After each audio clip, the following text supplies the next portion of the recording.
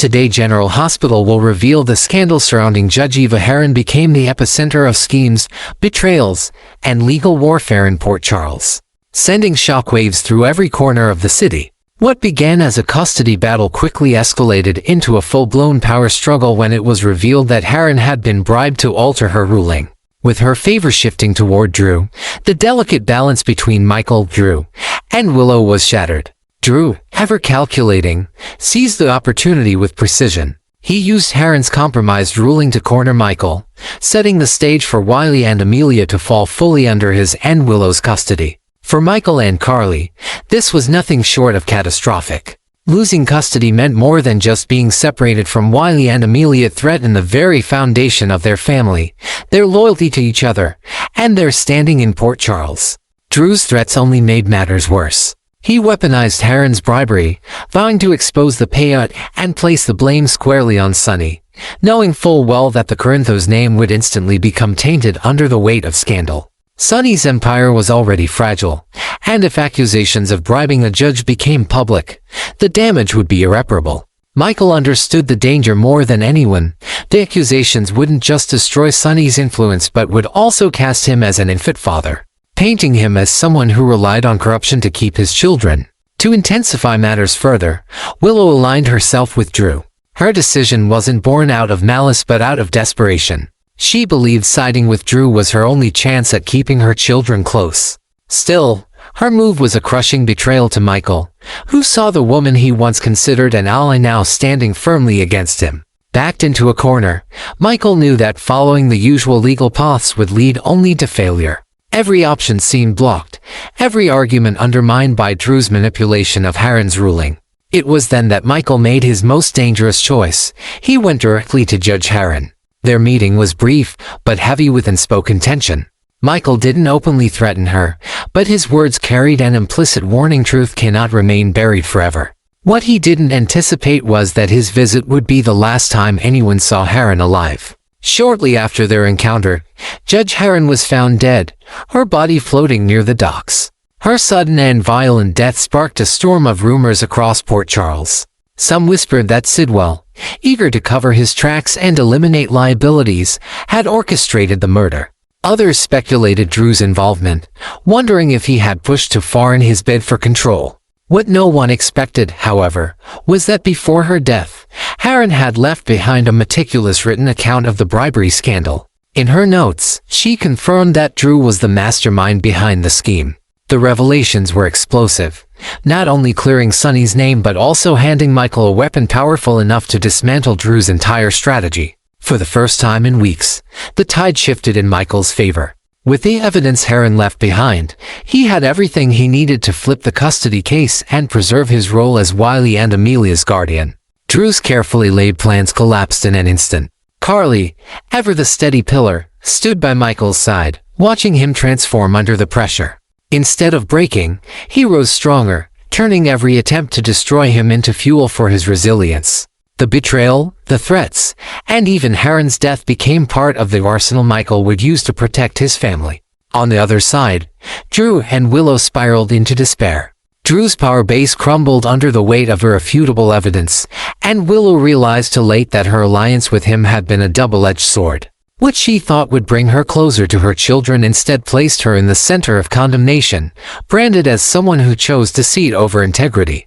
The public backlash was swift and merciless, leaving her isolated and shamed. Sidwell, the shadowy figure pulling strings behind the scenes, was enraged when the bribery came to light. His grand plan had been to use Judge Heron as leverage over both Sonny and Micheal, controlling them like pawns on a chessboard. But Heron's murder and her damning testimony backfired spectacularly. Instead of consolidating power, Sidwell had armed Micheal with undeniable proof. Far from being cornered, Micheal now stood stronger than ever, shielded by evidence that could topple Drew and tarnish Sidwell's reputation. The fallout ignited a deeper and more dangerous feud. Sidwell, stripped of subtlety, was left with only brute force and darker methods to protect his empire. His hatred of the Corinthos family deepened, marking Micheal not just as a rival but as a direct threat to be eliminated. The looming conflict promised to extend far beyond custody disputes, pulling the city into a dangerous cycle of retaliation and bloodshed. What had begun as a courtroom battle over children had transformed into a war with no boundaries, where the cost of survival was higher than ever. Micheal had secured a temporary victory, but in doing so, he had drawn the full fury of Sidwell, Drew, and every hidden player in Port Charles.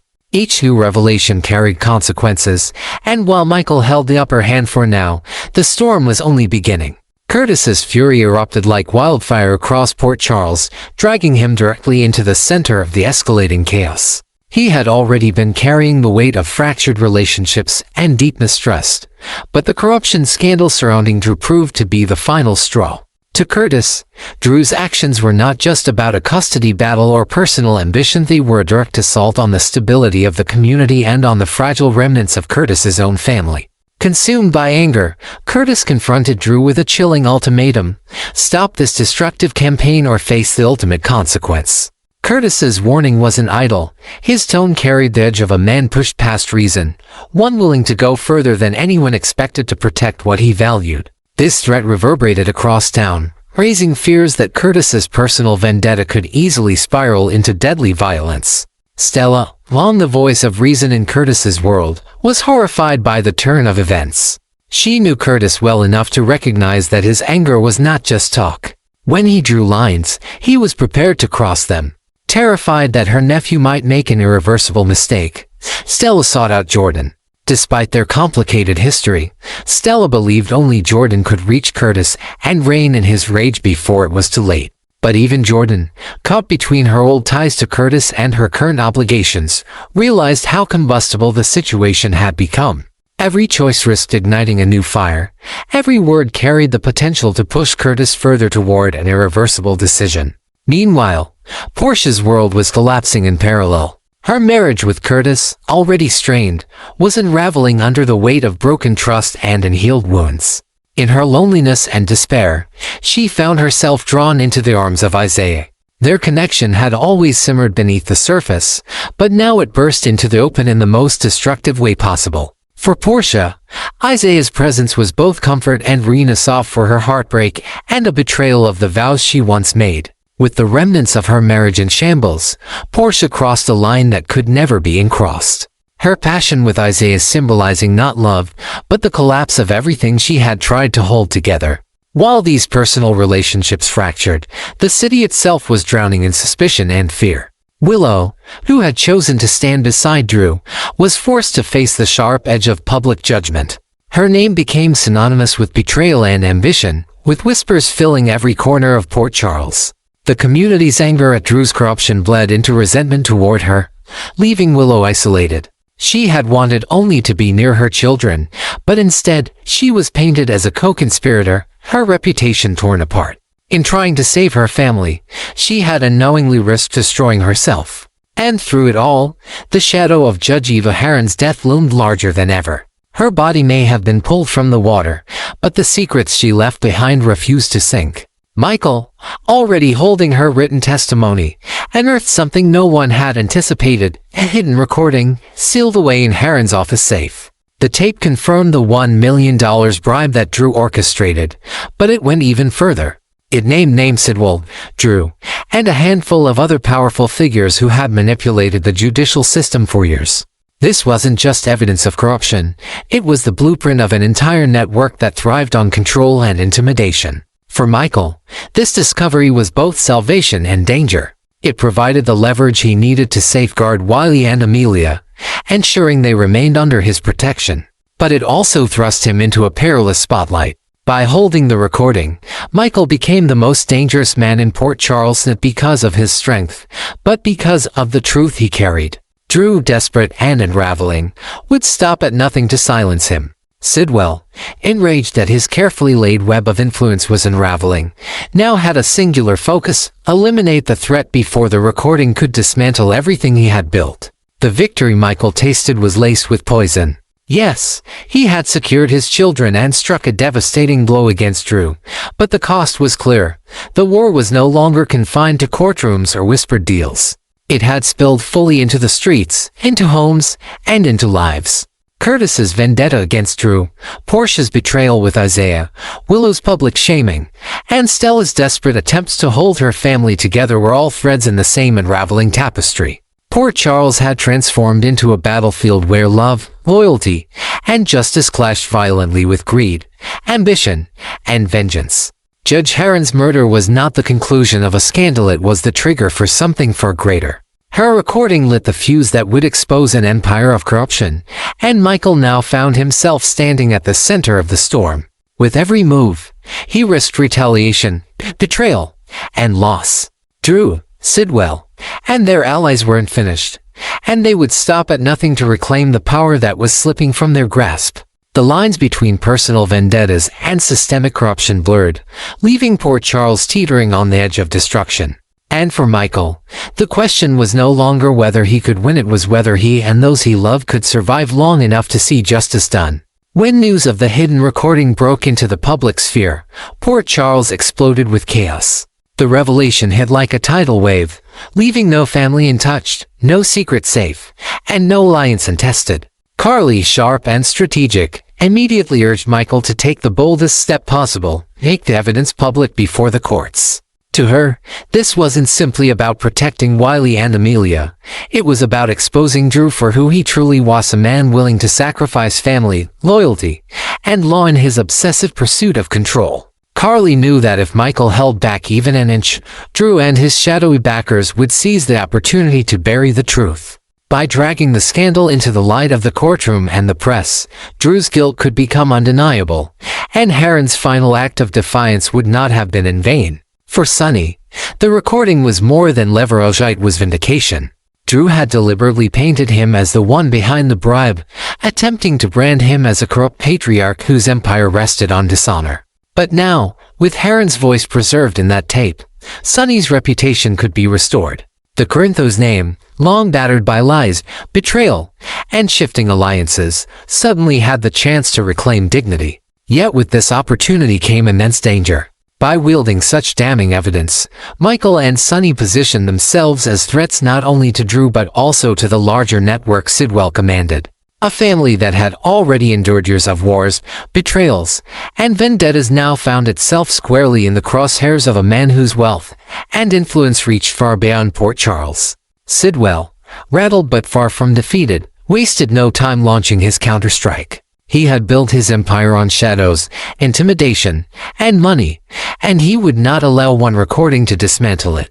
Through his underground network, he spread disinformation, painting Micheal as a manipulative son driven not by truth but by vengeance. Rumors were planted in the press, whispers circulated in boardrooms, and even allies of the Corinthos family began to wonder if Micheal had manufactured part of the evidence to serve his own interests. Sidwell's power was not only financial, it lay in his ability to warp perception and turn the tide of public opinion. The more Micheal pressed forward, the more Sidwell fought to brand him as untrustworthy, dangerous, and desperate. Meanwhile, Drew's carefully constructed world crumbled around him. For months, he had operated under the illusion of control, convincing himself that his decisions over ruthless were justified. But with the recording unveiled, his mask shattered. Port Charles now saw him not as a man protecting his children or his future but as a traitor willing to sacrifice everything and everyone. His desperation deepened with each passing day. Willow, once his closest ally in this fight, began to realize the gravity of her mistake. Her loyalty to Drew, born out of a mother's longing to keep her children close, was now her greatest burden. The city's anger was unrelenting. Whispers followed her at the hospital, icy stares met her in public, and her reputation as a gentle, devoted mother was torn apart. What was once compassion now turned into suspicion, and she found herself standing alone in the very community she had tried so hard to belong to. Willow's internal torment grew unbearable. She questioned whether love for her children could ever justify aligning herself with corruption and betrayal. Each choice she made with Drew now seemed like another step into quicksand, dragging her deeper into disgrace. The very future she had hoped to preserve for her family seemed to disintegrate in her hands. And while she battled with her conscience, Micheal rose in stark contrast. His resolve hardened, his strategy sharpened, and his determination to protect Wiley and Amelia became a symbol of strength. Not just for Carly and Sunny but for all those who despised Drew's treachery. Michael's fight no longer revolved solely around custody. He launched a full-blown legal offensive, presenting the recording and Heron's testimony to the courts with unflinching determination. The impact was immediate and explosive. The media seized on the story, and headlines painted Drew as the mastermind of a scandal that reached into the very heart of Port Charles. Public outrage mounted, and Drew's name became synonymous with betrayal. To many, he was no longer a father fighting for his children but a criminal who had gambled with justice and lost. Curtis, already carrying personal grievances against Drew, stepped forward with unshakable conviction. To him, this wasn't just about Michael or the Corinthos family, it was about principle. Drew had crossed too many lines, and Curtis could no longer stand by. His vow to see Drew punished echoed through the city, a promise that no betrayal would go unanswered. Stella, Jordan, and countless others were drawn into the widening storm, each forced to take a side. For some, supporting Michael meant aligning with the Corinthos name, a choice fraught with danger. For others, standing with Drew or Sidwell meant defending corruption at the expense of justice. The city fractured, alliances shifted, and the air grew heavy with the knowledge that some and perhaps many would pay with their lives before this war reached its end. The battle lines were drawn not just in courtrooms but in hearts, homes, and streets. Port Charles had become a battlefield where reputations, relationships, and futures were on the line. What began with a bribe to a single judge had spiraled into a war threatening to engulf everyone. With each revelation, the stakes climbed higher, and the city teetered on the edge of violence.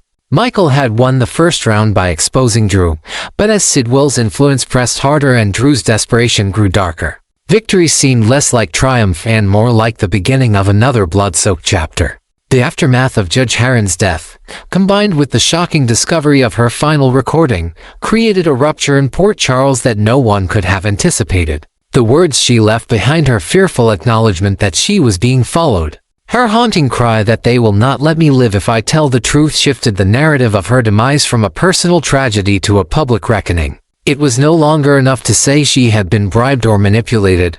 Her murder became the undeniable evidence that the corruption was systemic, orchestrated by individuals whose power extended far beyond the courtroom. For Michael, who now held both her notes and the recording, this was both a lifeline and a death sentence. He was suddenly in possession of the only weapon capable of unraveling an empire, and that very fact marked him as the next likely target. Michael's life transformed overnight. Once, his battles had been fought over custody papers and courtroom hearings, but now he was navigating threats that lurked in every shadow. Armed security had to be stationed around the Corinthos estate, and every phone call, every unexplained noise outside at night brought a new surge of fear. Carly remained steadfast at his side, urging him to use the evidence publicly, insisting that transparency was their only hope. But Michael understood the double-edged nature of their position. Going public with the recording could protect them legally, but it would also provoke Sidwell and his network into an all-out war, forcing enemies out of the shadows with guns drawn.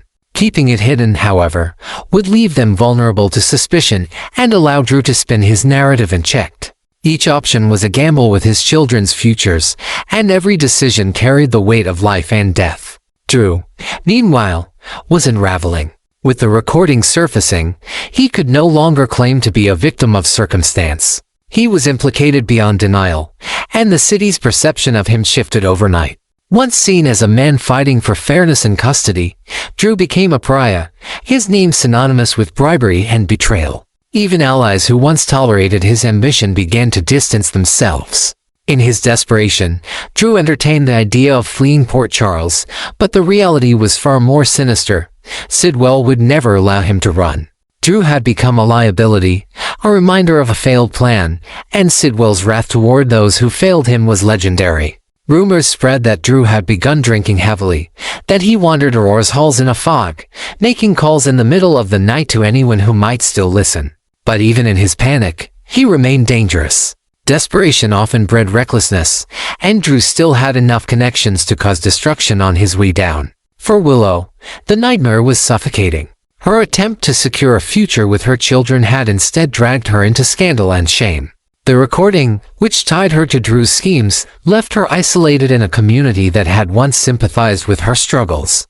At the hospital, whispers followed her down hallways. Friends who once trusted her turned cold, their gazes sharpened with judgment. She was no longer seen as the selfless mother, but as a woman complicit in corruption, willing to trade morality for proximity to her children. Each accusation pierced deeper than the last. She returned home night after night to an empty silence, consumed by the thought that she had sacrificed her integrity for nothing.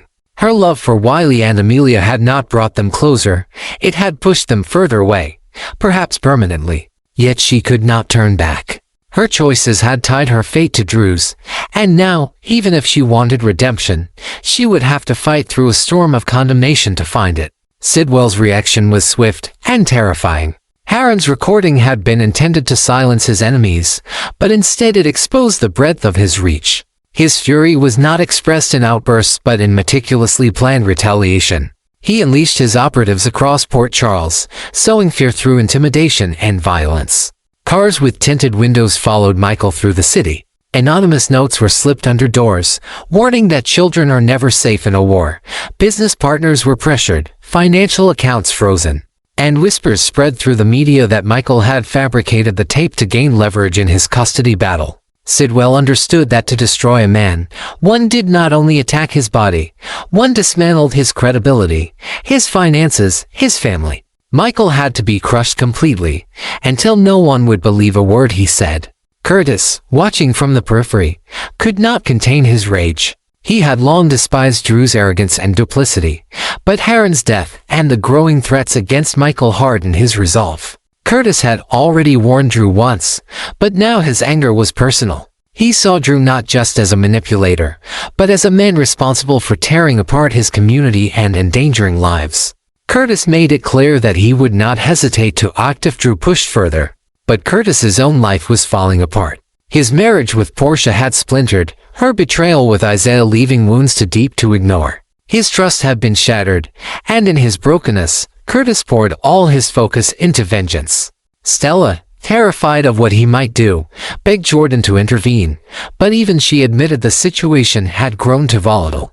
Port Charles was now a city of vendettas, and Curtis was prepared to let his consume him. Portia, entangled in her own sins, found no relief in Isaiah's arms. What had begun as passion quickly soured into guilt. She could not reconcile her desire for comfort with the destruction of her marriage. Worse, she realized that Isaiah himself was not free from bitterness, his connection to Curtis and Jordan only intensifying the triangle of betrayal. As their affair deepened, Portia understood that her decisions had chained her to a cycle of guilt and resentment that mirrored the city's broader corruption. She was no longer simply a victim of Curtis's neglect. She had become an active participant in the unraveling of her own life. As these private tragedies played out, the larger question loomed heavier over Port Charles, who truly controlled the city. Heron's recording suggested a conspiracy stretching far wider than Drew and Sidwell. It hinted at judges, lawyers, and officials whose names carried weight in backroom deals, whose loyalty was secured by threats and money. The paranoia grew unbearable. Was every trial fixed? Was every arrest compromised? Citizens began to doubt the very fabric of justice, fearing that no one could be trusted. Micheal, unwilling but unable to step back, became the symbol of resistance. He did not want to be the face of a crusade, but circumstance had forced him into that role. Protecting Wiley and Amelia had evolved into something larger, protecting the soul of the city itself. Every move he made was watched, every ally scrutinized. Sonny, long hardened by a life in the shadows, knew what Micheal had yet to fully grasp, that Sidwell would not rest until he was erased. Carly, however, saw something different in her son. A strength that had been tempered by fire, a determination to not only endure but to fight. Port Charles had become a battlefield. It was no longer about who would gain custody of the children. It was about survival, about truth, about the reckoning of a city poisoned by corruption. Drew's desperation, Willow's guilt, Sidwell's war, Curtis's vengeance, and Michael's reluctant heroism collided in a storm that promised no easy resolutions. And in the silence of the night, as shadows moved across the streets and whispers carried through the dark, one reality became clear. Judge Heron's death had not ended the story. It had only opened the door to a war that would demand blood before justice could ever be seen.